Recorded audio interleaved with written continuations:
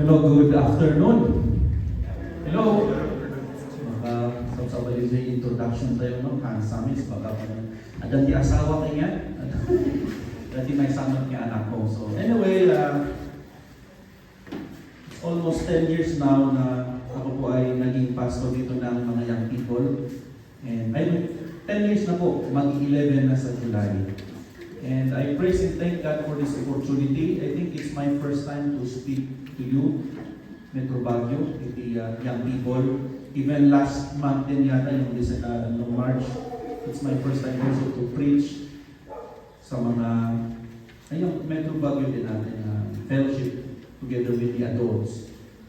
And this time, it's my honor and privilege to speak to you about this topic, rooted in Christ, faith that stands on God's promises.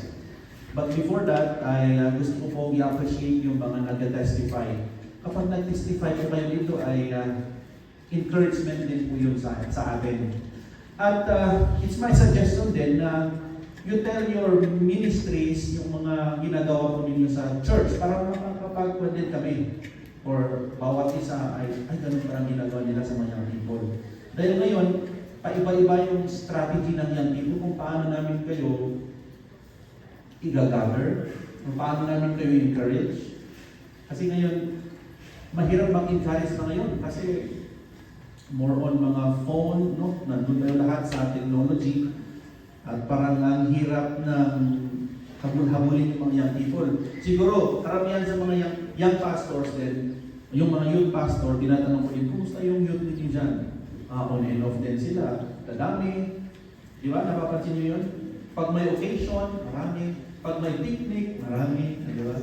Ganun. So, tingnan natin itong lesson natin. Are we really rooted in Christ sa ating pananampalataya? I mean, of course, dito sa ating binasa, or yung binanggit kanina, Colossians chapter 2, verse 6 to 7.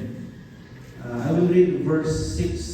I will read 6 and 7. Sabi niya po rito, therefore, as you have received Christ, Jesus the Lord, so walk in Him, having been firmly rooted and now being built up in Him and established in your faith, just as you were instructed, and overflowing with gratitude. And gusto ko pong basahin din yung verse 8. See to it that no one takes you captive through philosophy and empty deception, according to the tradition of men, according to the elementary principles of the world, rather than according to Christ. Before we continue on, let us pray. Panginoon, kami po ay nagpapasalamat sa hapon na ito para makapag-aral kami ng iyong salita. Dalangin po namin ang banal na Espiritu na mag-guide sa amin at magbigay ng katalinuhan, Panginoon, na galing sa iyo. And we pray, Lord God, that you will touch the hearts of these young people. And I pray that you will challenge them also to keep on their faith. And they will really be rooted in Christ. Sa gayon ay hindi po sila madaling malinlang ng mundo ito. We praise and thank you, and we commit everything to you in Jesus' name we pray. Amen. Okay, so nabanggit ko po kanina that this world is full of deception. Hindi ho ba? Maraming mga lumilin lang sa atin, lalo na sa mga young people. You know, isa na mga mabilis na manglinlang sa atin online. Okay?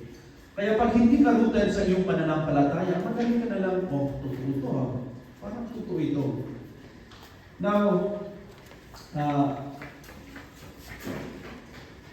yan, maraming nanlilin lang sa atin at madali tayong maniwala. Okay? So, dahil dyan ay yung mga ugat natin o yung root natin, mas madaling makalas or ma-shake. And may mga, dito sa ating binasa kanina, may tatlo po tayong makita at pag-aralan kung paano po mananatili sa ating, yung root natin sa Panginoong Jesucristo. Okay? Una po ay yung sabi niya sa verse na ito, therefore, as you have received Christ, and I believe lahat po tayo ay mananampalataya nito. But of course, if meron po dito ang sumama na wala pa si Kristo sa buhay niya. I hope and pray that you will accept Him as your Lord and Savior. You will put your trust in Him para po ay sa gayon ay patuloy po kayong lumago sa iyong spiritual. Dahil ayan po, sabi niya dyan, therefore as you have received Christ the Lord, so walk in Him. Una na makita natin dyan yung word na in Him. Dito po natin kukunin yung mga in Him na yan. Walk in Him. So ibig sabihin po nito, kung una makita natin, walk in Him para po tayo yung manatili ang ating ugat sa Kanya. Walk in Him. So according to Him, so ibig sabihin na walk in Him is maglakad po tayo or lalakad po tayo dito sa mundong ito according to His will, according to Him. So, ayon sa Kanyang kagustuhan. Okay? Ayon sa Kanyang kagustuhan. So, ma-remember nyo yung one, ibig sabihin ng WWJD. Anyone? Hindi nyo alam yun? Yung mga 1990s lang, man yun, kung sino. What would Jesus do? Halimbawa, kasama niyo ngayon ang Panginoong Hesus. Of course, He is always with us. Ano kaya ang gagawin niya kapag kasama mo siya? Or ikaw, tanungin mo ang sarili mo, ano kaya ang gagawin ko kung kasama ko ang Panginoong Hesus? Isa ko yan na magbibigay sa atin, magiging conscious tayo sa lahat ng ating gawin. Halimbawa, sa mga kaklase kayo mga nag-aaral, kung nag-aaral kaya ang Panginoong Jesucristo, mangungopia kaya siya, mag-cheat kaya siya. Is He going to lie? Di ba? And I believe hindi ho. At kapag lagi kayong may kasama, di ba parang conscious ka na, pag gagawin ko ito, baka susundan ako ng kasama ko. Parang ganun yung idea nito na nagiging conscious tayo na sa lahat ng ating gawin ay dapat sang-ayon ng Panginoon. Sa inyong mga spiritual life, sa iyong paglakad bilang isang Kristiyano, bilang isang anak, nakikita niyo ba na you are walking in Him ayon sa Kanya? I don't want to be judgmental. Baka sabi mo, grabe naman, parang nakaka-judgmental naman ang mensahe na ito na ganito ang ginagawa natin, parang may ibang kilos ba tayo ginagawa para. But this is a prevention for us para alam natin kung anong gagawin natin next. So, walk in Him. Maraming mga benefits na kapag tayo po ay naglalakad ayon sa Kanya, tinutulungan tayo sa ating mga decision making, right? Diba, sa mga graduating, ano kaya kukuha ko na kurso? You will consult to the Lord. But, of course, paano mo malaman kung ano yung gusto ng Panginoon sa iyo? Now, dito na po tayo, i-focus yung upan dito. Yung, paano malalaman yung kalooban ng Panginoon sa iyo? Let's go back to His Word. Paano mo makiusap ang Panginoon sa atin? Sa salita ng Diyos. Meron ba sa atin nagbasa ng Biblia kanina? Pagbangon niya sa kanyang higaan, nagbasa ba tayo ng Biblia? Are we really, nag-aaral talaga ba tayo ng Biblia? May mga ba sa inyo, sa inyong churches, di ba may parang devotional book or something ganon na chine-check ng mga pastors natin? Kumusta nakapagbasa ka ba ngayon? Kumusta ang relationship mo sa Panginoon? Meron ba yung gano'n? Yung mahilig magsulat-sulat ng kanyang devotion? Baka meron, may prize dito, siguro may bibigay yung mga officers dito. Meron ba sa inyo itong nagda-diary ng kanyang devotion? May iba, gumaganon ba talagang nahihiyak magtaas ng kamay. Meron ba sa inyo? Hello? Or wala? Ano yun? Ngayon kasi nasa cellphone na lahat. Doon na kasi nagsa-cellphone, doon na kasi nagbabasa ng Biblia. Hindi ko lang kung narinig nyo na to. Na may mga gano'n talaga, sinasabi nila na sa Bible ako nagbabasa. Sinabi ko rin sa mga young people dito. Sige, tignan ka natin kung talagang nagbabasa kayo ng Biblia. Yung application nyo ba, binubuksan nyo ba talaga? Kapag titignan mo yung battery usage ng inyong cellphone, ano yung una percentage na kinain ng application na yan na battery? Napansin nyo yun? Ang una sa mga, what is Facebook? Yung iba na umuuna, TikTok. Yung iba naman, Instagram. Yung iba, YouTube. Yung iba, games. Online games. Kaya minsan, galit na galit yung mga young people pag naglalaro ng online. Kapag sinabihan ng nanay, bili ka ng ganito. Wait lang ma. Lahat na lang, wait na lang kasi hindi mo pwedeng disturbuhin yung naka-online, right? Hindi ko alam, hindi ako mahilig sa mga online games na yan. Ano ba mga online games na patok ngayon sa mga generation nito? ML? Ngayon, generation, ano ngayon? Roblox? Ano daw?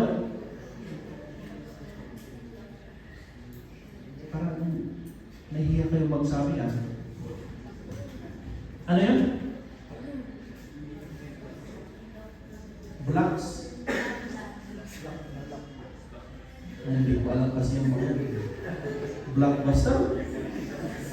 Blockbuster? Basta yan. Baka yan yung mga number 1 na application sa inyong one. Tapos sabi nyo, nagbabasa ako ng Biblia. Habang nakikinig ako ng mensahe na sa cellphone, pag sinita, hindi mo yung Bible, ang bilis ng pangipalay. Lumipat agad sa Bible app. Maraming mga gano'n na mga young people, pag nag-observe ako sa mga kwan, tinitignan ko yung mga cellphone nila, naglalaro ng ML, kumari, hindi ko alam kung bakit, paano nila nagagawa yun. Ang galing, So how can you say you are walking in Him even inside the church, in your fellowships? Wala. Kaya minsan, pag nasa labas na kayo, madali na lang kayong hugutin ng kaaway. Di ba? At yung title natin, rooted in Christ. Okay? Yung faith natin madaling ma-shake dahil hindi na rooted sa salita ng Diyos. Hindi na rooted sa Panginoong Yesus. So, you walk in Him, read the Word of God. Okay? Diba? Ito yung manual natin kung paano tayo mamuhay sa mundo ito. The Word of God. Maraming mga nagsasabi na hindi ako marunong magbasa. Hindi ko alam kung sa inyo yun. Or wala ako Biblia. Yan. Sa cellphone na, pwede kang magbasa. Di ba? Habang nasa jeep ka, pwede kang magbasa o nakikinig. Para actually, gusto nang isuko na ng Panginoon sa atin yung kanyang salita. Ang gagawin na lang natin is ingangan na natin ang ating mga bibig at kainin. Pero wala pa rin. No? So yun, paano natin malaman or how to know or how to walk in Him? Let us go back to His Word. Actually, itong mga to practical lang ang mga sinasabi ko dito. And yung mga doctrinal, tanongin na lang ng mga pastors. Dahil I believe, itong mga practicals ay yung madali na lang na i-apply. Okay? And I want you to enjoy your spiritual life as well. Kung gusto niyo i-enjoy ang relationship niyo sa Panginoon, diba? Makipag-communicate ka sa Panginoon. Naalala ko nung nanliligaw pa ako. Parang araw-araw, gabi-gabi, gusto ko siyang tawagan. Kahit walang kwenta yung pinag-uusapan, kumusta? Inaanto ka na, gusto ko pa rin kausapin. Ganyan sana yung relationship natin sa Panginoon. Araw-araw, anytime, gusto natin kausapin ng Panginoon. Gusto natin kausapin yung gusto natin kausapin, di ba? Lalo na nung sa seminary, bawal ang cellphone. Bawal ang cellphone kapag may time yun. Pero may paraan pa rin Dalawa yung cellphone, yung isa isasabit, yung isa naman gagamitin sa pantawag. Diba? Minsan kung ano-ano na lang, hey, kumain ka na ba? Diba? Kumusta ka na dyan? Anong ulam nyo? Mga walang kwentang bagay, pero gusto ko pa rin noon. Ngayon, ang Panginoon, kinukumusta din ba natin? tingnan mo ang salita ng Diyos. Ano kaya gusto niya sa akin? Gusto niya sabihin sa akin. That's how we treat the Lord. Sana, no? Pero sad to say, maraming mga bagay na we are being deceived by this world. Mas gusto natin na magbasa ng mga komento sa Facebook. Di ba? Ang bilis natin. Lalo na ngayon, time ng politiko. Ang galing-galing natin mag-comment, mag-react. Pero sa Biblia, wala na. Tama ba? Do you agree with me? Nakamemig kayo. Kung nag-agree naman kayo, amen, gano'n, or ano ba, thumbs up kayo lang dyan. Parang hindi kayo maantok. So, let us go in. Now, next dito po ay yung sabi niya dyan, having been firmly rooted and now being built up in Him. So, yung word na in Him na naman, kukunin po natin yung word na rooted in Him, yung binasa natin dyan, rooted in Him, so rooted in Christ. Okay? Rooted in Him. Kapag naririnig natin itong rooted or root, anong pumapasok sa isipan ninyo? Ha? Hello? Anong pumapasok sa isipan nyo? Laksan ninyo. Ano yun? Wala? Bakit laksan mo yung sinasabi ng katabi nyo? Parang may binubulong. 3. Oh, di ba? Tama. 3. O yung mga damo, may mga root yan. Alam niyo, may iba't ibang klase ang root. Hindi ko alam yung isa, hindi ko mabanggit yung isa. May tinatawag na taproot. Taproot ba? Di ba yung... Hindi taproot Yung taproot, nasa kung lang yung roots niya. At saka yung isa, ano ngayon yung root niya is lumalalim. Sino yung nag-aaral ng biology? Biology or... Ano yung tawag doon? O, isort nyo nga, 2 types of roots. Basta may tawag doon, banggitin nyo na lang kung na-search nyo na ha. Yung root na ito is yung lumalalim. Isang katangian ng isang palm tree, di ba pag nakikita natin sa video or sa movie, sa disyerto. Hindi ko alam kung meron ba sa inyo nakakita ng disyerto na. Namamangha ka na lang, may mga palm trees doon na nakatayo or buhay na buhay. Alam niyo kung bakit, anong dahilan? Yung kanyang roots, pababa ng pababa. Kahit gaano ilang milya yan, until mahanap niya yung waterbed. Kaya pala may source ng tubig pa rin, yung nakatayong doon palm tree. Yan sana din ang ating baga may kumpara sa atin. Kahit gaano kalalim, no? Magbasa ng salita ng Diyos, let us root our faith in Christ. Ito, hindi basta-basta anong Tagalog ng ma-approve. Nahirapan dito yan, no? Mabunot, tama? Hindi basta-basta bunutin yung isang root, isang halaman na malalim yung kanyang root. Kaya minsan, ang isang Kristiyano, kapag hindi nag-root, hindi masyadong lumalim yung kanyang root, madali na lang siyang mawala sa pananampalataya. Di ba? Napansin niyo may mga Kristiyano, young people, may narinig lang na hindi maganda, hindi na ako pupunta. Hindi na ako makipag-fellowship. Nadismaya lang, may nakita lang siya sa isang church, may inobserbahan lang siya, di ba?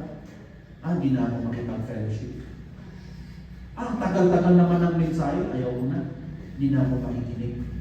Ayaw ko ganyan. Di ba? Marami mga Kristiyano ganyan, young people, ganyan din ba tayo? Dahil hindi nag-root, hindi lumalim yung roots natin, madali na lang tayong madismaya. And this speaks of maturity. Sana nagmamature na tayo. So, kapag bumaon na po ang ating ugat kay Kristo, hindi tayo basta-basta natitinag or mabubulong. So yan nga po, ang isang kahoy, no, pag lumalim na ang kanyang kwan, kahit anong bagyo, pag ganyan-ganyan lang yan, pero hindi yan matitinag, hindi yan matutumbak. Maraming bagyo ang dadaan sa ating buhay. Storms of life may come. Pero sana, kapag rooted ka, hindi ka basta-basta mag-give in kung sa anumang mga pagsubok sa buhay natin. Hindi ka basta-basta madismaya, kasimbahan sa iyong pananampalataya sa Panginoon. So, individually, you must desire na lumalim ang iyong pananampalataya. Ano bang ginagawa natin para lalalim ang ating spiritual life? Of course, isa na doon, magbasa ng salita ng Diyos. Fellowship, isa rin ito. Actually, ito yung isang, ako bilang isang young people ka. Lumaki ko ako sa fellowship. Kasi conference, hindi ako nag-absent. Parang gano'n. Lahat ng mga conference, yung Kesi conference nung naging young people na ako, actually nag-start ako nung 12 years old ako. Nung nakikita ako dito, hindi ba kung ilang taon ang mga to? Ilang taon kayo? 9? Lord. Ay. 1. Ilang taon ka na? 9. Di ba? Ang galing.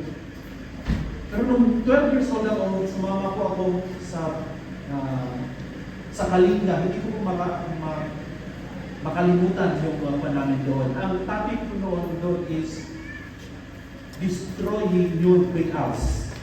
And ang aming speaker noon is Pastor Zoilo Ana, I think. So hindi ko makalimutan hindi ko makalimutan yun. And dyan po tayo lalago spiritually. Mga fellowships ninyo, kapag may fellowship kayo sa inyong churches, di ba? Yung iba, Friday night, yung iba naman, Sunday afternoon. Hindi ko alam kung sa iba naman, Saturday. Kumusta ang fellowships ninyo sa inyong mga churches? Is it good? Kasjay or ganun? Yung iba, half-half. Yung iba naman, ganito. Alam nyo, isa din na para makatulong din ito sa inyo, sa paglago ninyo, attend po ng mga fellowship. As much as possible ay wala yung dahilan ayaw, hindi ako pupunta kasi wala akong pera. Di ba ang camp natin, every December po yan, mag-ipon po kayo. Yung ibang churches, yung mga ibang young people, nag-iipon po sila as a whole, no? Kami meron po kaming, kung gusto nyo meron po kaming, piggy bank para sa camp. Lagi kami dyan. I-secure nyo na lang kasi may mga bata na nanunungkit ng mga barya-barya, no? Secure nyo lang. And yun, kapag at least meron na kayo, may nag-ipon, pwede yung panlagdag sa transportation. At least may transportation kayo. Yung iisipin nyo na lang ay yung pang-registration ninyo. Pero sa church namin, sa Mina, may nag-sponsor talaga. Sa akin, siya ang gusto kong i-sponsoran. Kaya pagbalik nila sa churches, nag-testify sila. Para makinig din sila sa mag-testify sila kung ano yung napag-aralan nila. And that's part of your growth. No? That's part of our growth. Paglago natin. Para maging mas rooted pa. At minsan, I encourage you, kapag andito kayo sa fellowship, magtanong-tanong naman kayo sa mga ate ninyo. Kumusta ka? Anong ginawa mo? Ganito, ganyan. Paano ka ba nag-devotion? Yung gano'n, hindi yung kung ano-ano na lang pinag-uusapan ninyo dyan. Yung mga, may brochure ka dyan. Ano yung bagong labas ngayon, di ba? Ng mga ano-ano damit, pabango. Hindi yun. Kundi you ask someone, and as much as possible ay maging blessing ka every fellowship. Gusto niyo yun? Every Sunday din, you want to be a blessing? Find someone na kausapin. And after that, ipag-pray mo siya. Can I pray for you? Can I pray for you? Lalo na pag nauna ka sa Sunday service. May nakita kang kumustahin mo, can I pray for you? You want to enjoy your spiritual life?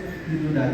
And the more na ginagawa ko natin ito, the more na nag-root po tayo sa ating spiritual. Of course, number one natin na kanya is the Word of God. You can never grow or you can never, yung hindi po bumabaon ang ating faith. Of course, kung hindi sa Panginoon, sa salita ng Diyos ang ating pinag-uusapan lagi, hindi siya masyadong, hindi tayo hindi yung root natin, madali lang siya. Kaya kailangan nating lahat ng ating conversation must be directed to God. Kaya every time na natin pray din ako, Lord, bless our conversation. Diba? You want to enjoy your spiritual life? Yan, active tayo sa mga yan. And then lastly, build up in Him yung our strength or strengthen or mature sa Kanya. So it is our heart's desire na tayo ay maging mature para magbunga din tayo. Magbunga ang ating spiritual life. Hindi lang yung, active na nga, pero, lagi ka nga sa church, pero hindi ka naman nagpapagamit. Magpagamit kayo. So, what are the steps how to mature as youth? Okay, of course, attend trainings. How to share the gospel, how to give tracts. Meron po ba tayong mga program sa churches natin, mga ganun? Sa luwangan na I believe active sila doon, yung mga ganun na activities. Dumalong po tayo para paano kayo mag-share ng gospel. Kaya may mga young people na, can you share this, the gospel to this person? Hindi ko alam. Maraming mga ganun. Until lumaki na sila, matanda na sila, hindi pa rin nila alam mag-share ng gospel. Dahil hindi sila na-train. And this is our part as well as youth pastors or as pastors. It is our duty to train you, di ba? Na gumawa ng ministry. So, attend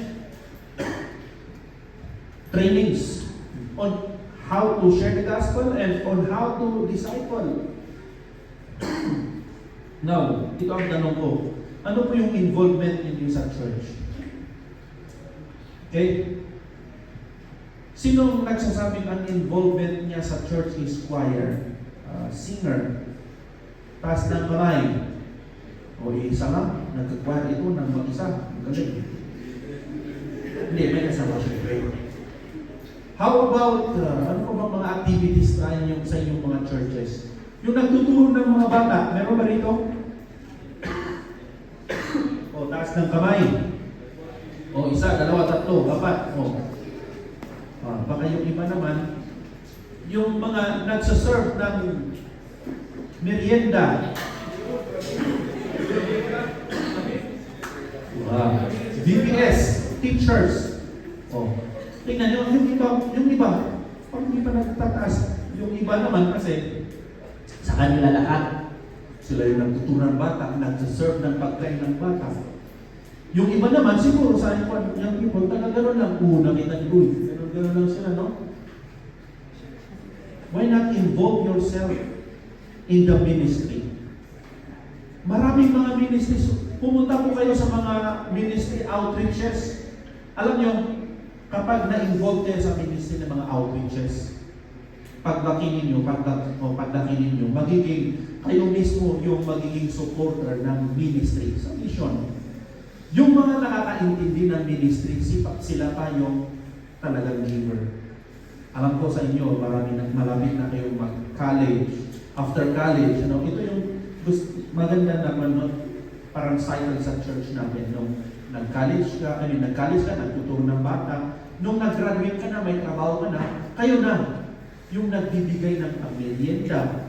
O, di ba? Ganun po yung ginagawa namin dito actually. Yung mga nag-graduate na may trabaho na, isang chat lang yan. Meron po kaming fellowship, Metro Baguio this coming 3rd Sunday, can you give something para sa aming merienda?